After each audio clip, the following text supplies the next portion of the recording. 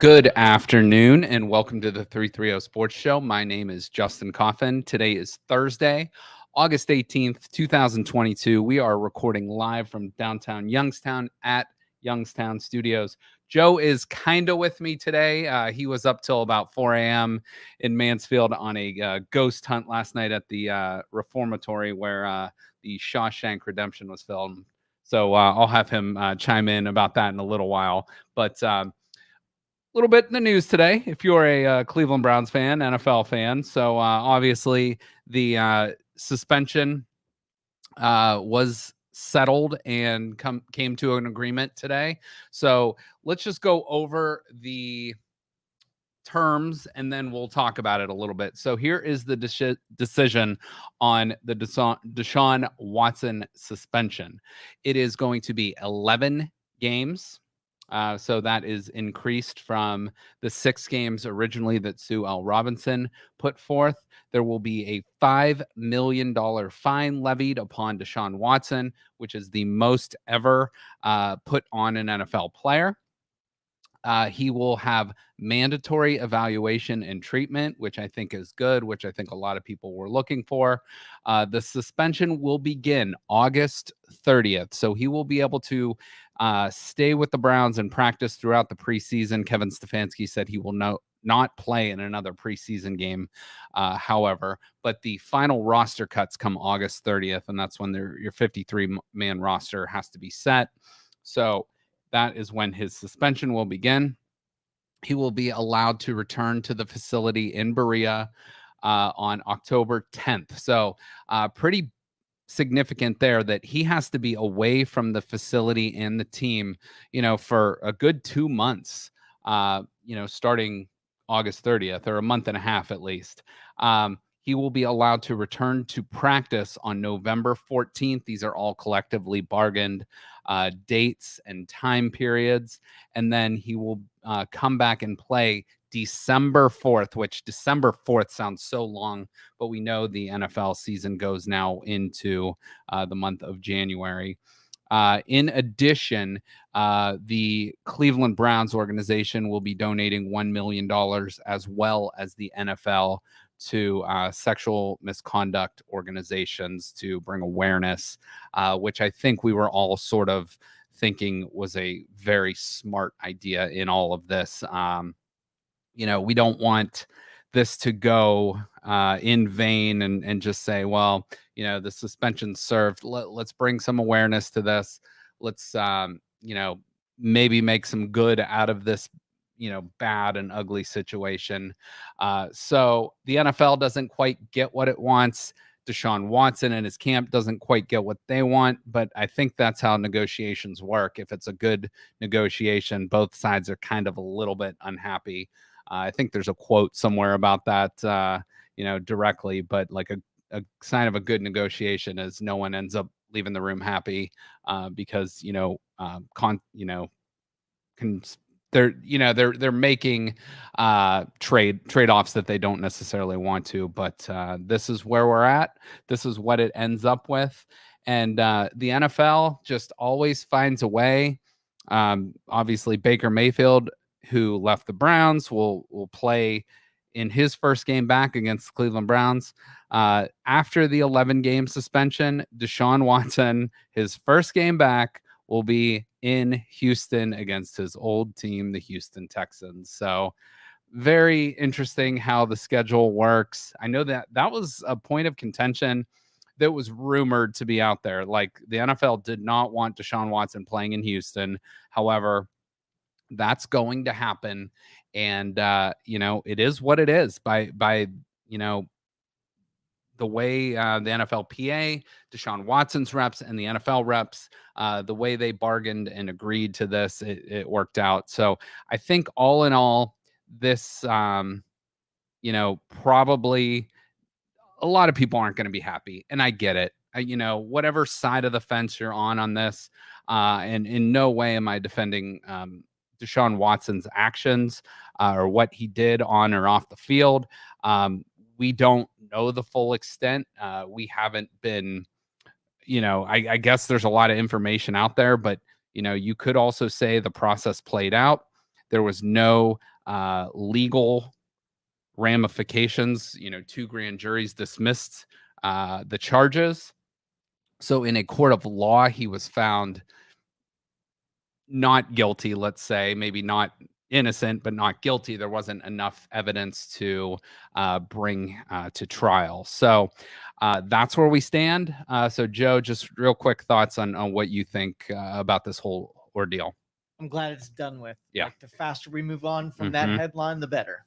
And I think, I hate to use the cliche time heals all wounds, because we do have to remember, there are people affected by this, and, people out there that have been sexually abused, and, that might have been Browns fans and might not be any longer. And that is absolutely their right. And the Browns, I know they're getting kind of the stink eye, I guess, by a lot of fans, by a lot of media people. I think there's some grandstanding out there. If you guys know what that is, it's kind of when you know, there's a lot of national people, I feel like, that stand on this grandstand and they preach this and that, but they don't necessarily mean it. They're doing it for ratings.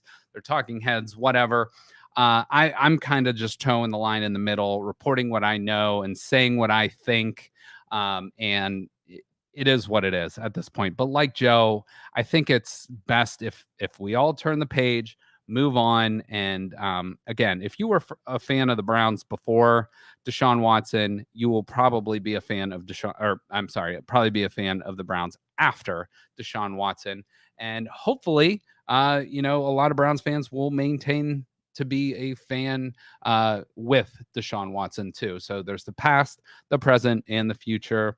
We're living in the present, and let's see what happens. So the Browns will open up in about 4 weeks, and the season's coming fast. And we talked about this timeline before, so I was just curious because I knew a few of the dates. So I'm going to go back real quick to an article that kind of broke down this timeline. I apologize. I'm going to be looking at my phone a little bit as I go through this, but the first lawsuit against Deshaun Watson was filed way back in March of 2021. So we're talking the last game he played in was well over 500 days ago, the last meaningful game. So the last game he played in was January 3rd, 2021 in a 41-38. I believe that was a loss to the Tennessee Titans. Then the reports started coming out late January. March 16th, 2021 is when the first civil lawsuit was filed. Then more and more came as the news came out. And then the Houston Police Department and the county next to them, it just sort of snowballed, and then all this information came out. So last year, the 2021 season, the Miami Dolphins were courting Deshaun Watson, and they had a trade in place, but part of the agreement was all the lawsuits had to be settled. So they obviously did not get that done. The trade didn't happen, and the league said, Roger Goodell said, they didn't have enough sufficient evidence to place him on the exempt list. So he remains in Houston. All the stuff goes on and on and on. Then we get into March of this previous year. So we get into the 2 grand juries in March, dismiss the cases. 13 teams were alleged to have put in for Deshaun Watson. He kind of narrowed that list to 4. And I think where the problem comes, Joe and I talked a lot about this on Tuesday's show about, just the whole, this has become a circus when it really could have been expedited. It would have been out of the news cycle and just over with. Yeah, it would have been talked about here and there, but it would have been more of a blip than all these huge news stories and continuing to put it out there. So anyway, 13 teams try to acquire Deshaun Watson. It ends up down to 4. The Browns end up, getting the rights to his services. They trade 3 first-round draft picks, bring him in, and, the NFL, a lot of owners were not happy about the guaranteed money of his contract. 230 million was the most guaranteed money in the history of the NFL. And, he does not make the most by annual salary, but he makes the most guaranteed money in NFL history, which at the end of the day it's guaranteed. That's what he's going to get paid. And yeah, he gets a $5 million fine. And on top of that, he will be miss his game checks from this year from his base salary. Now, there's where a point of contention comes into fact. So his base salary this year for the Browns is only something like a little over $1 million. There was a lot of signing bonus money in there, so that money he keeps. The money from his contract, he will miss those game checks for each week he's suspended. So 11 games doesn't add up to a ton of money, at least, by his contract standards. Now, I want to just put this out there because I've done some digging a little bit on this, and the Browns have done this with many of their players. So I think there's a little bit of a false narrative that the Browns did this so, Deshaun Watson wouldn't be hurt as financially or wouldn't have as much punitive damages. Now, that may be true. It may not be true. I don't know. I'm just going to tell you that Nick Chubb, Kareem Hunt, Myles Garrett, Denzel Ward, and many, many, many other players around the league, such as Tyreek Hill, who makes a ton of money. A lot of their contracts have been based in this same or structured in this same way, where the first year the money's sort of strung along to kind of kick the can down the road for the salary cap, which continues to go up and up and up each year. So I just want to put that out there, because the Browns' job, whether it's, you can like the Haslams, not like the Haslams, you can like Stefanski or not like Stefanski, and Andrew Berry, you can like him or not like him, whatever. Their job is to put a winning product on the field, and they have done a great job from a roster building standpoint. When you get a quarterback behind center that is legitly a top 10 quarterback, arguably a top 5 quarterback, they're doing their job. Now, they probably thought the suspension would be lower, and they're gonna take a PR hit, and rightfully so. That's what all the teams that knew they were getting into this were gonna get. Carolina being one of those teams, Atlanta, the New Orleans Saints, and obviously the Miami Dolphins, and many, many more. So it is what it is at this point. And it's a frustrating situation, and I get it if you're a Browns fan, if you're not a Browns fan, whatever it might be. There's going to be a lot of upset people out there, and I totally get that. But as Joe said earlier, I think we can all turn the page, move on, and you can root for the Browns and hope Jacoby Brissett is the guy to sort of not carry them. I think he's more of a game managing type. But if you look back at Jacoby Brissett's career, he replaced Andrew Luck in Indy when he retired suddenly. He stepped in for the Miami Dolphins when Tua was hurt. He has something like a 14-23 record in his career, but he's played on some really bad teams, like some bad top to bottom teams. So record, I always like to say record is not a quarterback stat, it's a team stat. Now, the quarterback obviously enhances the chances of winning, but it's not the end all be all. So what I thought we would do just for a couple minutes here is play a little bit of the schedule game and go through the Browns' schedule as it stands now, and knowing now that Deshaun Watson will miss the first 11 games, which is the first 12 weeks, because they have the bye kind of smack dab right in the middle. So we obviously all know who we're opening up against. We're opening up at Carolina, which Baker Mayfield was just named the starting quarterback in that game. So you better believe there will be some all eyes on Charlotte, North Carolina, with Baker Mayfield going against the Browns. And that will be a very, very interesting game. Carolina's got a lot of weapons, and the Browns defense, is going to be chirping and barking and trying to get the best of Baker, as Baker will try to get the best of the Browns. And that will be a fun must-see game. You look at week 2, the home opener. You come home, you face the New York Jets. Zach Wilson, their starting quarterback, just hurt his knee. He had surgery. He's going to be out. Joe Danier's buddy, Joe Flacco, will be the starting quarterback in that game for the New York Jets. So he will be under center, a former division rival with the Ravens, now playing quarterback for the Jets as their backup, as Zach Wilson on the mend. Then you have a quick layoff. You're still at home. You bring in the Pittsburgh Steelers, obviously a division rival, a heated game, always contested, no matter if the Browns are good or bad. Always, the Steelers are always going to be a tough out, no matter what. I don't care what their quarterback situation is. By all accounts, Mason Rudolph is not very well liked by the Pittsburgh Steeler fan base.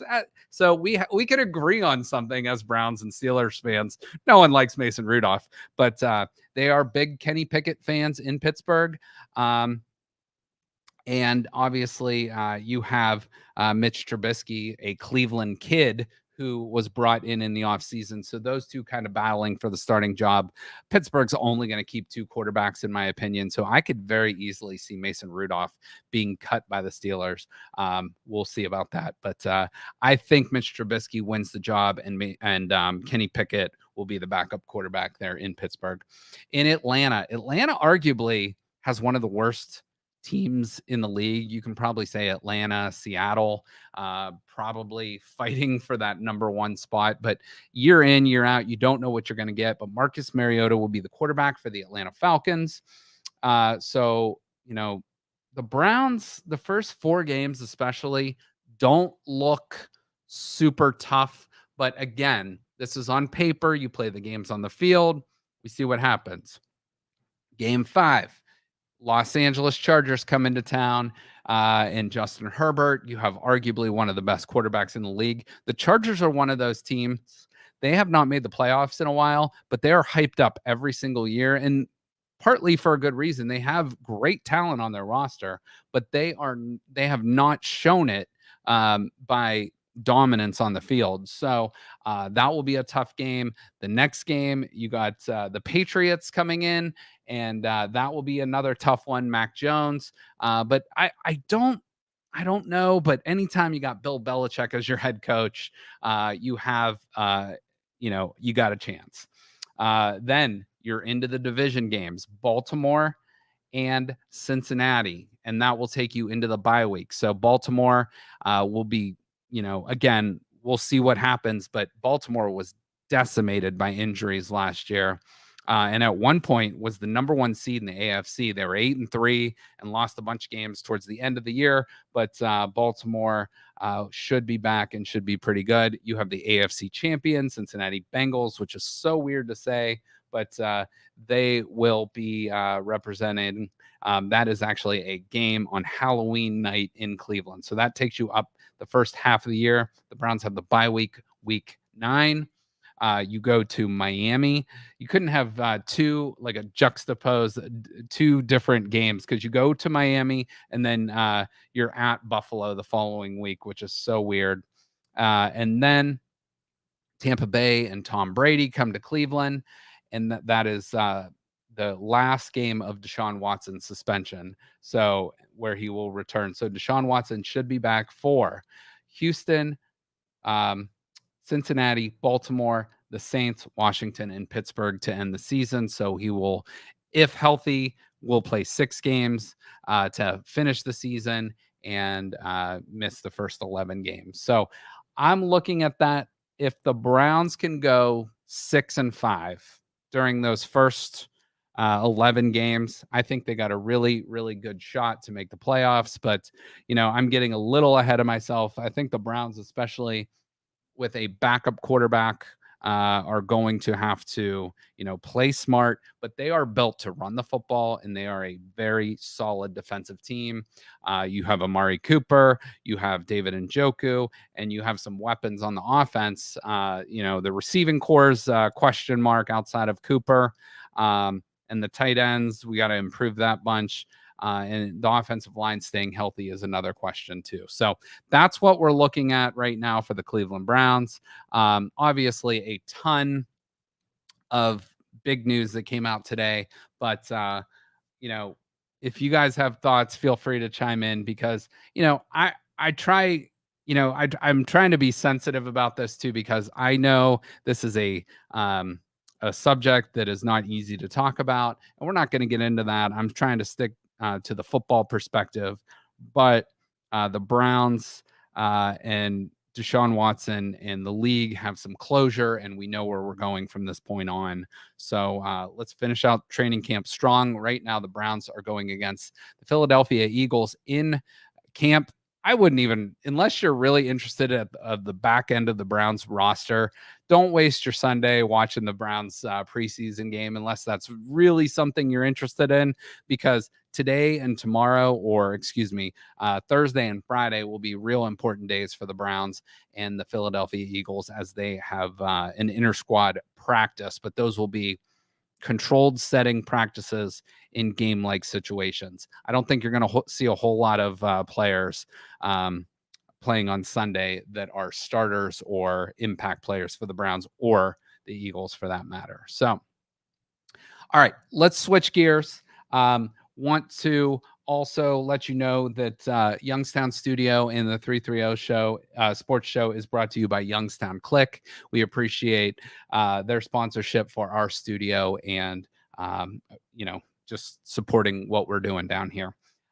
Also, the Moliterno Insurance Agency has been a great supporter of our studio and our shows. So we thank those guys for what they do.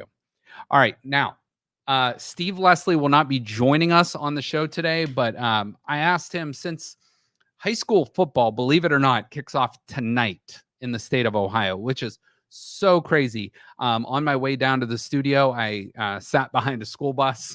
The blinkers out. So it's that time of the year. The yellow buses are out. The grass is green.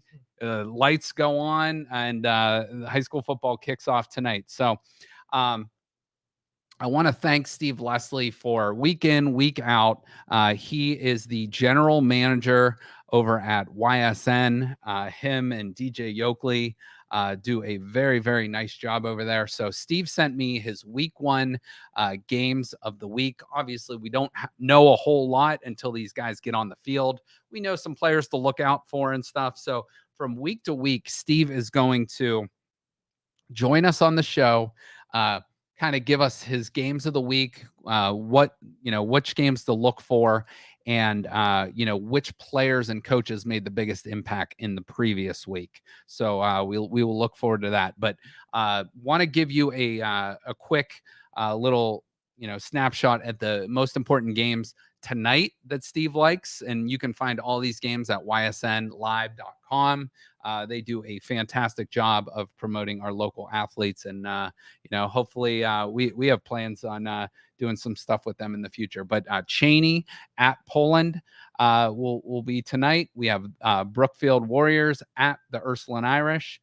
We have the Springfield Tigers in a big game against South Range. That's probably two of their biggest. One of the biggest games of the season for both of those teams, Springfield and South Range. So those are the biggest three games tonight to look for. And then Friday night, I'm a Boardman grad, so I always knew the rivalry of Boardman and Mooney. But it's strange. Mooney is no longer playing its games at YSU. It's playing its games at Mineral Ridge High School. So Boardman will travel to Mineral Ridge High School to play that game against the Cardinal Mooney Cardinals. And it's still a great, great rivalry. Another game tomorrow night that's really interesting. Foothill, Nevada, which is out of Henderson, Nevada, which is right outside of Las Vegas, travels all the way to Eastern Ohio, Northeast Ohio, to take on the Austintown Fitch Falcons. Austintown Fitch has some of the best talent in the area. I know they have a defensive end over there that's being recruited by Georgia, Ohio State, a bunch of these big name programs, and should be a player to keep an eye on throughout the year. And then finally, Coach Pavlansky and the Canfield Cardinals. We had Coach Pavlansky on our show last year. And with obviously his brother in Poland, they will be taking on the West Branch Warriors. So those are the big 6 games of the week. So keep an eye out for them. And again, thanks to Steve Leslie from YSN. Check out those games, especially if you're a fan of those teams. And we will have weekly updates for you throughout the season. So thanks again to Steve. Moving on now to basketball news. Just one piece of basketball news, but kind of affects Cleveland. Obviously, we know our old buddy LeBron James is the highest paid NBA player by money guaranteed. I saw something where after this contract expires that he just signed yesterday, he'll have made north of $530 some million through his contract, through the life of his contracts. But he just re-upped with the Los Angeles Lakers, which kind of puts to bed the rumor of him possibly joining the Cleveland Cavaliers again next season. So that was rumored to be out there. Maybe LeBron will come back and join the Cavs, but I don't think we're going to see that unless it's at the very twilight of his career, and maybe his son comes and plays in Cleveland or something like that to kind of like close the chapter on his career. But LeBron James is getting up there. I think he's entering like season like 20 or 21 in the NBA, which is just incredible. And he's still doing great things at his age. And then finally, check in with the Cleveland Guardians. They are now sitting at a 63-55 record. They are still 1 game up of the Minnesota Twins, 2 games up on the Chicago White Sox, who they will host the next 3 nights. They are off today, but over the weekend, Friday, Saturday, and Sunday, they will host the White Sox. They will then travel to San Diego, one of my favorite stadiums in all of baseball. Then they will be at Seattle. So San Diego and at Seattle for a West Coast swing, and then back home for the Baltimore Orioles. That's a look kind of at their schedule to close out August and start the month of September. So the Guardians, couple interesting things. 14 players have made their major league debuts this season with the Cleveland Guardians, which is unheard of. That's amazing. So from Stephen Kwan to just all these guys up and down the lineup, they're doing great things with the youngest team in Major League Baseball. I don't think that can be said enough. And this team fights and fights and fights every single night. They are never completely out of a game. So I'll close it out with the sports section there. Joe, anything either you want to add on from a sports perspective or your trip to Mansfield last night? I want to save it up so I can do it appropriately. So Tuesday, I'll bring you up to speed. Okay. All right. Very good. Yeah. Joe needs to get some sleep. Joe's running on what, 2-3 hours sleep. Yeah. So that's rough, but everyone enjoy your weekend. We appreciate you guys watching and listening. And as always, for Joe, I'm Justin. Have a great weekend, and we will see you guys next week. Thank you for listening to this show on Youngstown Studio. If you like our programming, we invite you to subscribe to our YouTube channel, follow our Facebook page, or subscribe to your favorite podcast platform like iTunes or Spotify. This is original Youngstown content, and we would appreciate you sharing the video